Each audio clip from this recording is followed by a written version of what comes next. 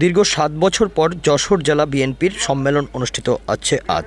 মেয়াদ উত্তীর্ণের ১০ বছর পর ২০১৮ সালের ২০ মে ভেঙে দেওয়া হয় ৫৩ সদস্য বিশিষ্ট আহ্বায়ক কমিটি। বিএনপির স্থায়ী কমিটির সাবেক সদস্য প্রয়াত তরিকুল ইসলামের সহধর্মিণী অধ্যাপক নার্গিস বেগমকে আহ্বায়ক এবং অ্যাডভোকেট সৈয়দ সাবিরুল হক সাবুকে সদস্য সচিব করে ৫৩ সদস্য বিশিষ্ট কমিটি দিয়ে এতদিন চলছিল জেলা বিএনপির কার্যক্রম।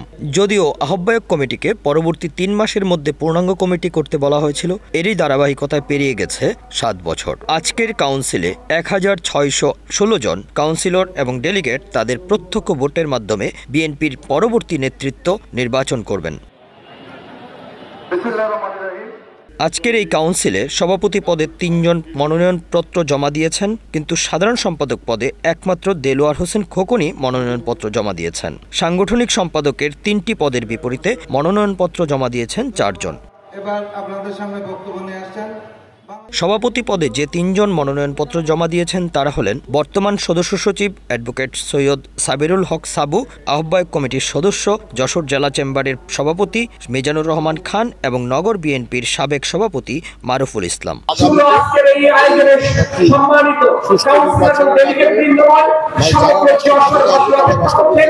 কাউন্সিলে আমরা যারা প্রতিদ্বন্দ্বী সময় পেয়েছি তারপরেও হচ্ছে, এটা আমাদের জন্য একটা বিশাল আশার ব্যাপার।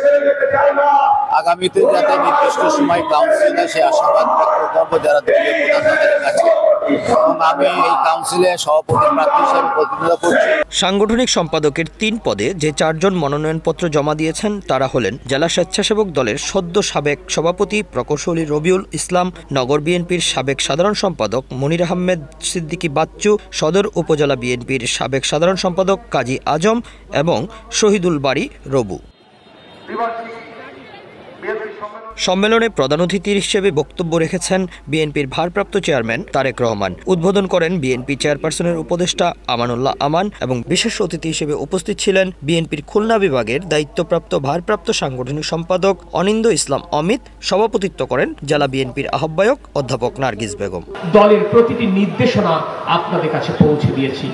নির্দেশনা পালনের জন্য অনেক ক্ষেত্রে শক্ত হয়েছি, কঠোর হয়েছি, অনেক সময় হয়তোবা সদাচরণ করতে ব্যর্থ হয়েছি। আপনারা আমাকে ক্ষমা করবেন, কিন্তু আমি কৃতজ্ঞ আপনাদের সকলের প্রতি, আমি সৌভাগ্যবান আপনাদের সকলের প্রতি। জনাব তারেক রহমানের যে বার্তা আমি আপনাদের কাছে পৌঁছে দিয়েছি, দেশনেত্রী বেগম খালেদা জিয়ার যে বার্তা আমি আপনাদের কাছে পৌঁছে দিয়েছি, দেশের মানুষ যখন দিশেহারা, দিক নির্দেশনাহীন ভাবে চলছিল, তখন এই ঘোষণা দিয়ে সশস্ত্র সংগ্রাম শুরু করেছিলেন। এ দেশ যখন স্বৈরাচার এরশাদ দখল করেছিল, তখন বিএনপির চেয়ারপারসন দেশনেত্রী বেগম খালেদা জিয়া আপসীনভাবে নেতৃত্ব দিয়ে স্বৈরাচার মুক্ত করেছিলেন।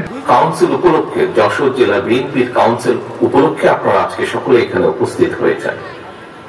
আমরা দেখেছি যে এই কাউন্সিলকে সফল করার জন্য ধীরে ধীরে বিভিন্ন পদক্ষেপ গ্রহণ করার মাধ্যমে আজ এই পর্যায়ে এসে আমরা দাঁড়িয়ে। তবে এবার তরিকুল ইসলামের সহধর্মিণী অধ্যাপক নার্গিস বেগম জেলা বিএনপির কোনো পদে প্রতিদ্বন্দ্বিতা করছেন না। দলের দুঃসময়ে রাজপথে থেকে দলটিকে নেতৃত্ব দিয়ে আসলেও তার হঠাৎ সরে যাওয়ার সিদ্ধান্ত নেতাকর্মীদের অবাক করে তোলে। তারা এই সিদ্ধান্তের প্রতিবাদে তাকে সিদ্ধান্ত প্রত্যাহারের অনুরোধও জানান। একই সাথে সভাপতি পদে কেউ প্রতিদ্বন্দ্বিতা করতে রাজি হননি, কিন্তু অধ্যাপক নার্গিস বেগম বলেন দলের নেতৃত্বে রদবদল হবে, এটাই স্বাভাবিক। বিএনপি একটি উদার গণতান্ত্রিক রাজনৈতিক দল, এই দলে অবারিত গণতন্ত্রের চর্চা রয়েছে। সেই গণতন্ত্রের চর্চার অংশ হিসেবে দলের নতুন নেতৃত্ব সৃষ্টি করতে এমন সিদ্ধান্ত। এরপর বর্তমান সভাপতি প্রার্থীরা ওই পদে মনোনয়নপত্র সংগ্রহ করেন। Bangla affairs news desk.